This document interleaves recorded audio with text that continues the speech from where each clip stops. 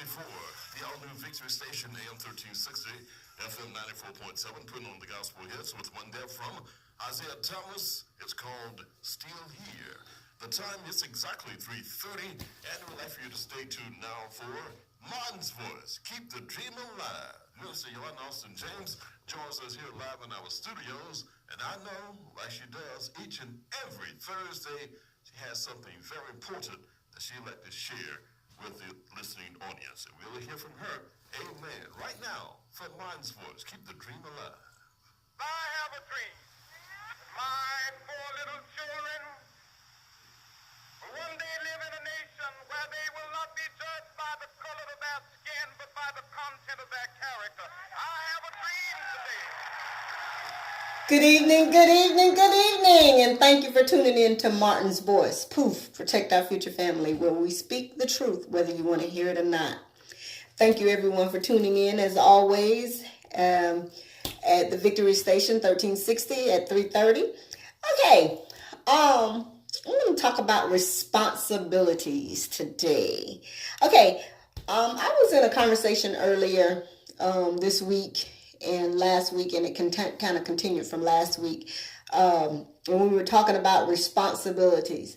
Now, we have all types of responsibilities in life, and it kind of started off with voting, as far as a lot of people really don't know how our system is set up and how Republicans and Democrats came about, and we kind of touch bases on that, and then it kind of went over into responsibilities, as far as when we turn our backs to things that are going on in the community, or we ignore them when it's not directly related to us.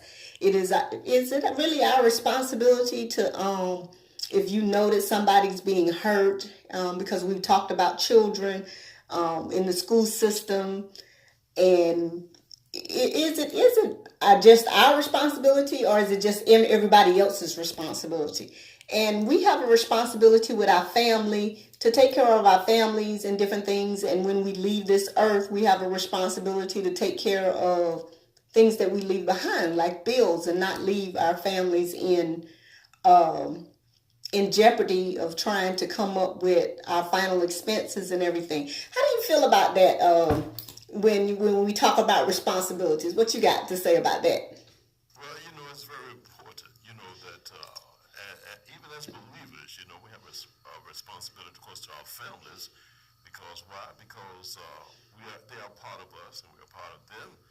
And, the Bible says charity begins at home, and then it's spread abroad. So, Correct. Actually, you got to start loving at home. And the way to do that is to be caring about other family members and make sure, like you said, even while they're here and after they're gone, that they are well taken of. Of course, that also has its limits. A lot of times if you have grown children, they kind of have to get out on their own, but you do want to make sure that they are in right good standing, with their personal lives, even though they're grown and gone, but still you want to make sure that they are all good.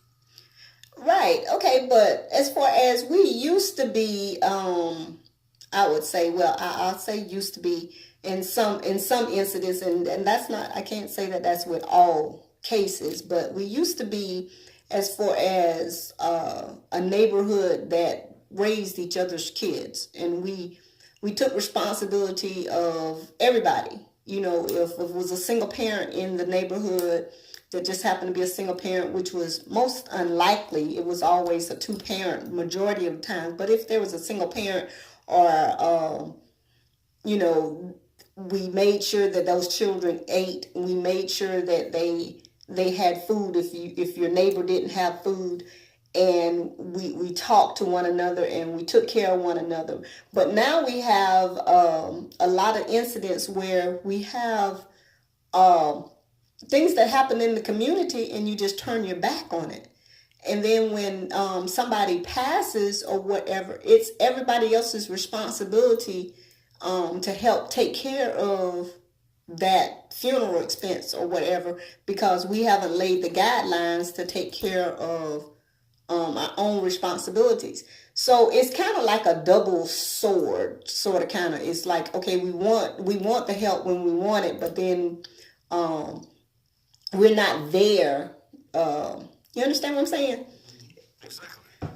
Right, we go back and forth. So when do we really when is it really the time to take responsibility and when is it a time not to take responsibility? Are we supposed to be consistent as a community to take responsibility? When we have things, even with our county commissioners and different things, as far as a lot of the times when they don't show themselves or whatever, unless it's an election coming up. It's all about I guess an ulterior motive. It's all about every now and then they'll show their faces or whatever just to be able to say, okay, this is me. But they're not.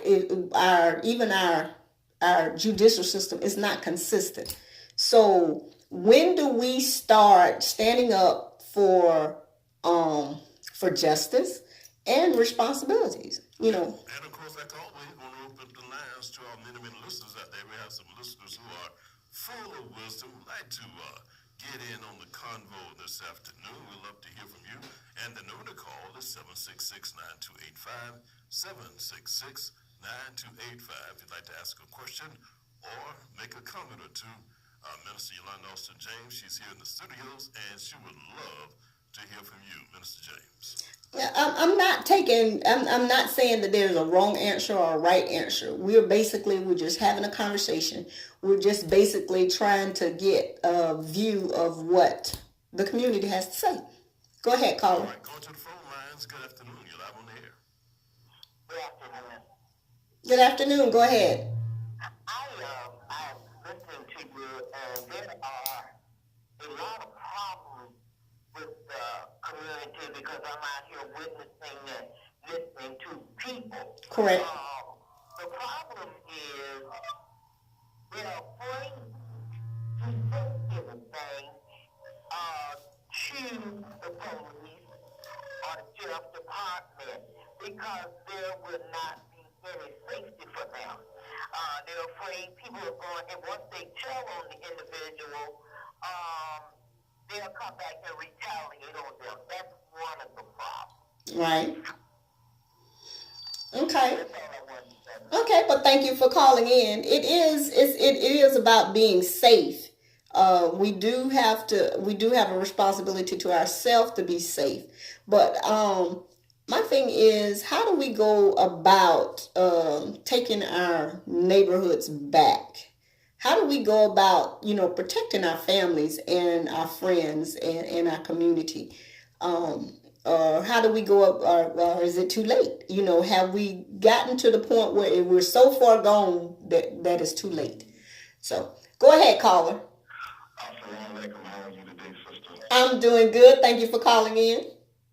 In terms of what you have now, man, is that black men don't have that place anymore, and especially in the community. In terms of what you do have in the community is that the drug game is so hot and heavy now. That's what a lot of folks got their fingers into, even senior citizens as well. So you can't eliminate those different things when you have that type of activity that's so accessible and accepted. And until those changes come about, you got ministers who creeping and saying one thing in pulpit, doing another. You got different women, no disrespect, that's standing in the way and making decisions and doing different things in which the men should be doing. But I appreciate what you're doing, my sister, and I'm going to listen to you. Thank you. Thank you for calling in. Now, he made quite a few points that really we do. We do have people in different roles that they really shouldn't be in, but we've gotten so used to the women taking responsibility and being single parents that they don't know how to step back when there is a good, strong man that's there to take that role. So that's where we have to start teaching and being able to listen. Okay, go ahead, caller. Hey, how you doing today? I'm good. Go ahead. What you got to say today? The best option out there, getting back to our community, is into that community and setting up some kind of project, whatever, can grab a hold of these young people that they're interested into, whatever they're interested in, and find out what the situation is in their community, what they would like to see in their community, what they like to see done in the community, and with some people that can get those things done. Then you can go in on and try to make a way of trying to win in that community back over again. But that could be a safe community where Miss Gutcher don't mind coming on her porch. Miss Gutcher don't mind walking down the street. No disrespect. Miss Gutcher, how you doing today? You need to be rake your yard. You need to be doing anything for you, Miss Gutcher. That's what I'm talking about. Getting your community back where it needs to be. Okay, thank you for calling. And we have a meeting this Thursday at the Dunn Avenue Library at 6 p.m. that anybody that wants to come out, feel welcome to come out. There's 6 o'clock this afternoon at the Dunn Avenue Library. Go ahead, caller. Okay, Ray, I'm listening to everybody, but I'm agreeing with the second brother when he talked about it's really up to the men. Right. When the men really, like Steve Harvey, really stand up, take a stand, and because see, we got to build for the future. We have to sacrifice for future generations, and if we don't stand up and be a man, well then this problem is gonna repeat itself and repeat itself over and over again. You're We the only ones can do something about it. You're right. We can't look to nobody else. You're right. And we're gonna have to take it one community at a time. One area at a time. To do something about it. And in my opinion, when we stand up and be men, and regardless, we gotta take back control of the streets in our neighborhood from the elements that's like the brother said on there, where Miss Gutchy can sit on her porch and walk down the street how it used to be when I was a boy. Right. You had freedom, and you weren't worried about being shot. Every now and then you might get in a fight, but not put in the grave. Okay. We have really got to push it up, and that money and them drugs. Okay. Really done took over. Okay. There's a lot of people scared.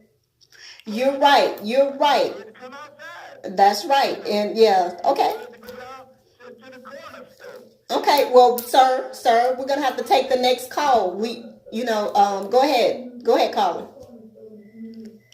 Go ahead, caller. Yes, I'm Sister Johnson. Well, listen, the whole point, we got to start when they're in elementary school, work it all the way up to junior high, work it all the way up to senior high, with a change of a mindset. Right. Show them that you don't have to live that way early. You got to catch the mind first. Because once the mind gets set, ain't hard no changing that. They get in trouble, they get in jail, they already messed up. Right. So we got to start in school and get with the school system to get their minds back. Okay. What's right and what's wrong. Okay, thank you. Okay. Thank you for calling. Okay.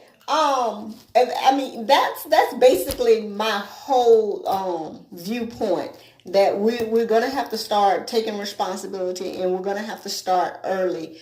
Not that kids older and the young adults, they are lost. We just got to change our mindset in every area. So thank you all my callers for calling in on our topic today of responsibilities. So, what about that meeting you were saying about this afternoon? Yes. I'd like to come and be a part of that. Yeah, we're having a meeting this afternoon from 6 to 7:30 at the Dunn Avenue Library. Right there at the Dunn Avenue Library, right across from I guess that's the Jack's Federal Credit Union and the Social Security office today.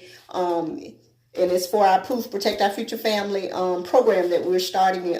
We're taking our community back. We're going to try to bridge the gap. So we're just taking more opinions and how we can go about taking the community back and putting together programs.